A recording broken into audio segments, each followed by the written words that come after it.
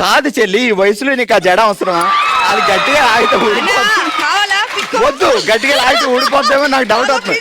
సరే ఇదిగో నువ్వు ఇలా తిప్పుతూ బామనే సత్యభామనే పాట పాడాలి. బామనే సత్యభామనే. ఏం పేరు చెల్లి? అంబిక. బావగారి పేరేంటి? రవీంద్ర కుమార్. విజయవాడ బ్రిడ్జ్ దిగి బందర్ రోడ్కి వెళ్ళాడు కుంచిత పాదం.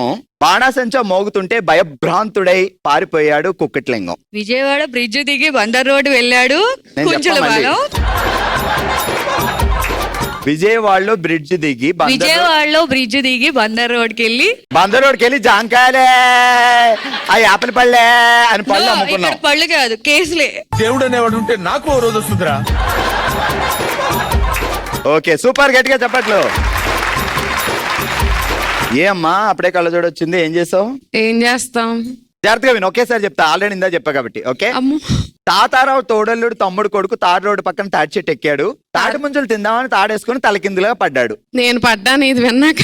మేము ఎప్పుడో పడ్డాం ఇక్కడ.